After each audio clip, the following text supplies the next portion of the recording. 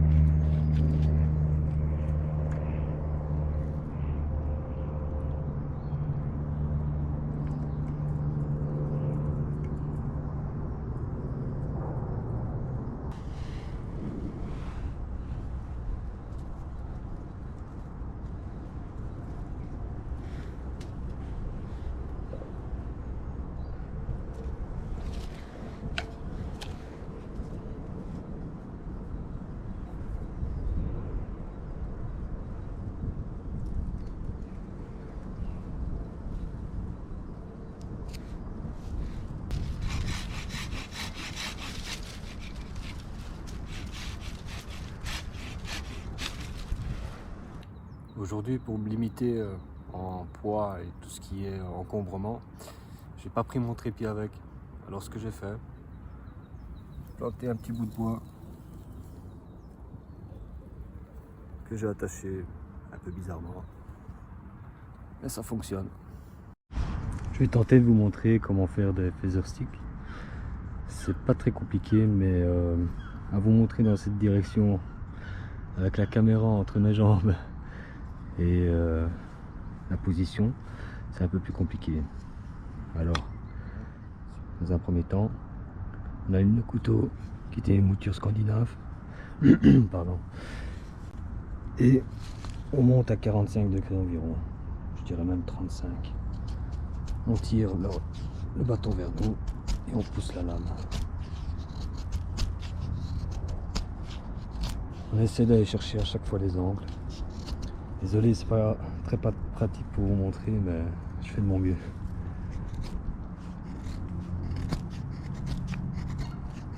On tourne le bâton légèrement, on va chercher les angles et on obtient ça. On appelle ça aussi des hérissons et ça facilite l'allumage du feu, simplement.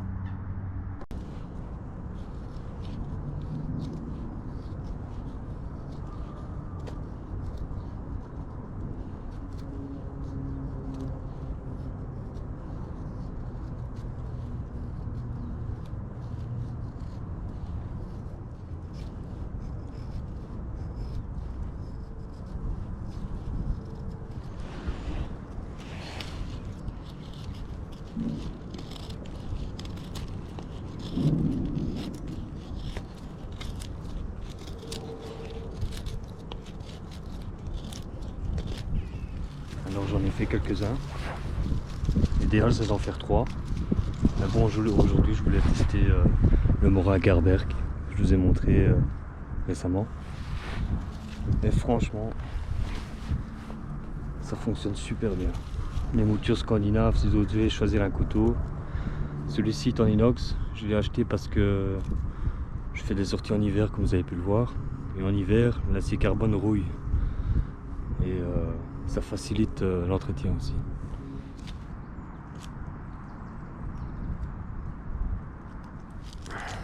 L'écorce de bouleau, ce que je préfère pour allumer un feu, ce qu'il y a de plus facile. Il suffit de gratter la partie blanche ici. Vous obtenez une genre de feuille de cigarette, on va dire, et une petite étincelle et c'est parti. L'écorce de bouleau, je le rappelle, c'est les arbres blancs que vous voyez un peu partout. L'idéal, c'est de se concentrer sur le vent et surtout pas faire de gestes brusques, sinon tout s'envole. Généralement, je fais ça à plat, mais là c'est pour vous montrer. C'est pas très compliqué à faire.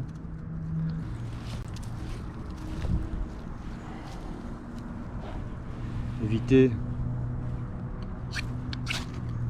de retirer de la matière avec le dos de votre couteau parce que ça l'abîme vachement. Derrière, vous avez le bout, le talon, qui marche tout aussi bien.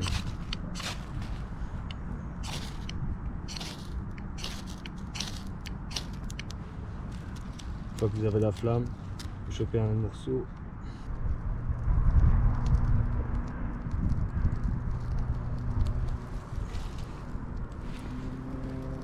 Très important, un petit peu de bois, pas étouffer le feu.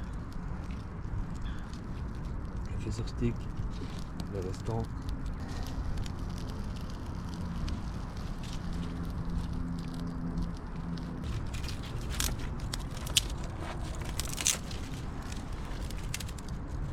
Je rappelle, faites toujours ça à l'avance, sinon vous allez perdre votre feu.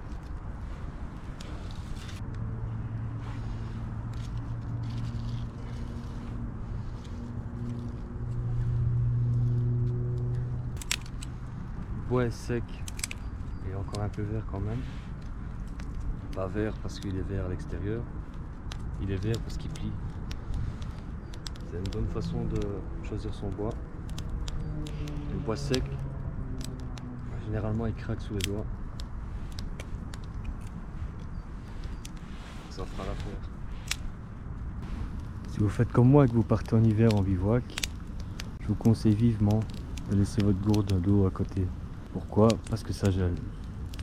Plus vous buvez froid, plus vous vous refroidissez. Pour cuisiner facilement, je vous conseille d'acheter ce genre de kit. On appelle ça une popote. Un kit popote avec une bouilloire, une casserole et une poêle. Moi je vais utiliser la poêle.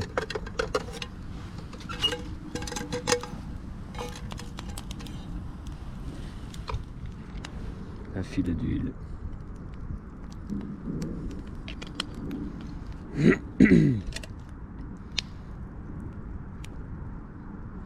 C'est pas trop longtemps l'huile sur le feu, c'est pas bon.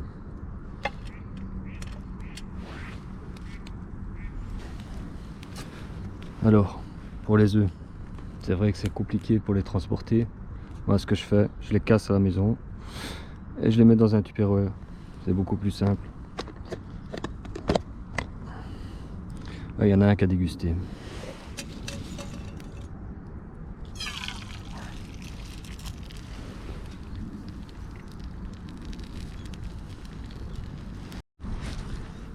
Un petit détail aussi, évitez de cuire sur des flammes. C'est pas très bon pour la santé. Vaut mieux avoir des bonnes braises comme ceux-là. En dessous c'est bien blanc. C'est l'idéal pour cuire.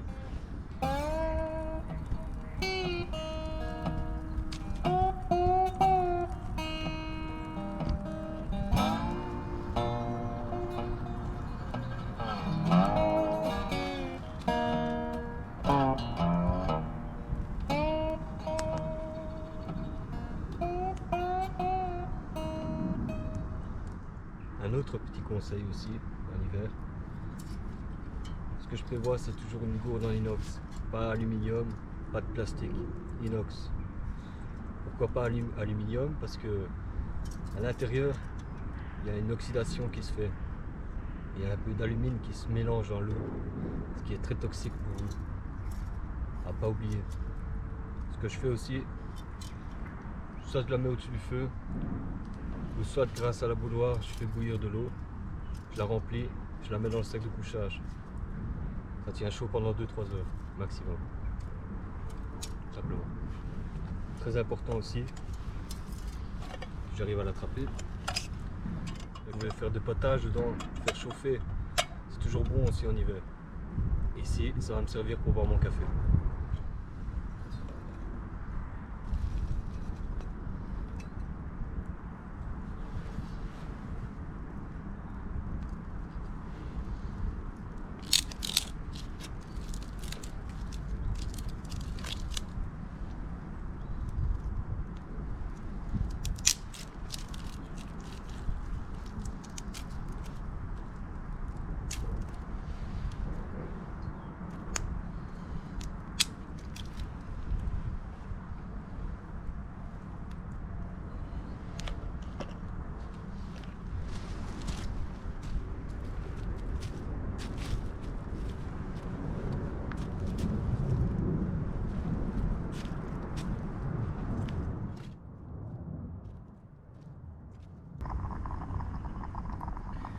C'est prêt.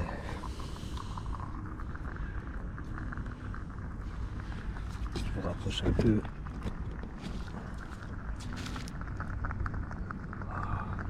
Le bout est magnifique.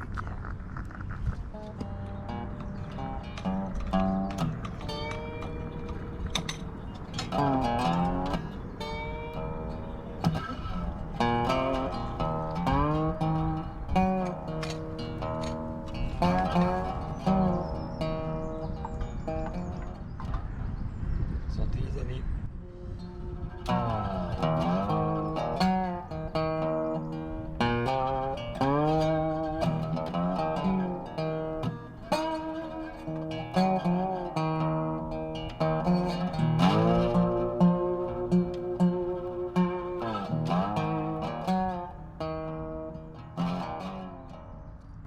« 14h30, il est l'heure pour moi de retourner.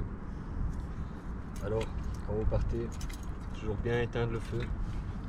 Profitez-en pour rincer les ustensiles en même temps. Pensez à garder un peu d'eau pour le chemin du retour au cas où. Sauf si vous avez une rivière ou bien un étang à côté.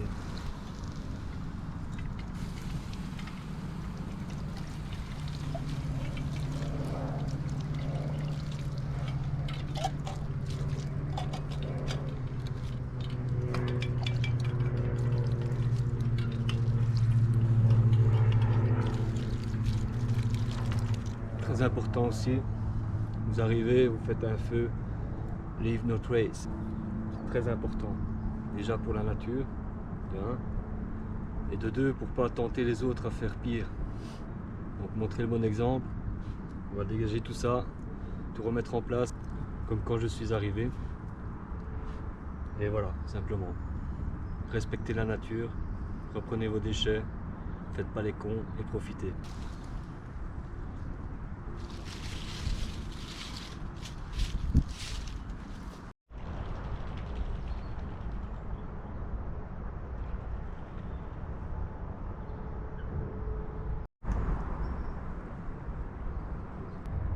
Un amadou très intéressant ici. Vous en trouverez dans les régions un peu marécageuses, comme celle-ci. L'idéal, c'est de récolter ces petites bouts de plantes bien secs et de l'ajouter à de l'herbe sèche comme ici. Je vous montre.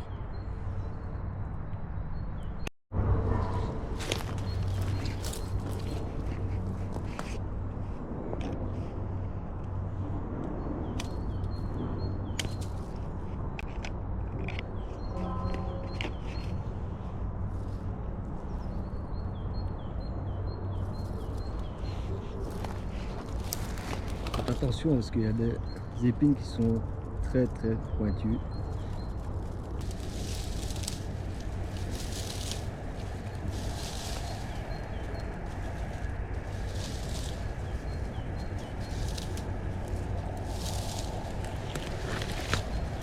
Quand Quand vous récoltez des herbes sèches comme celle-ci, passez simplement vos doigts et tirez.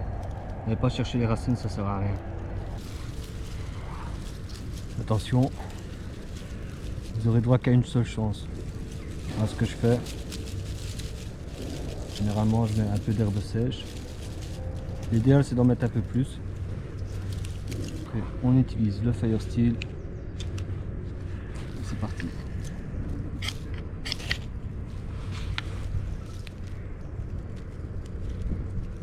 Et voilà. On éteint. C'est juste pour vous montrer.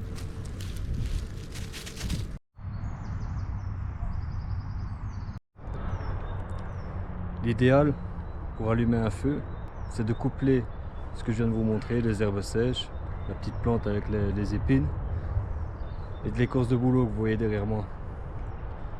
Là, c'est sûr et certain, pour le démarrage du feu, c'est l'idéal. N'oubliez pas de récolter votre bois avant tout, les petites branches, puis on passe aux pousses plus grosses et ainsi de suite.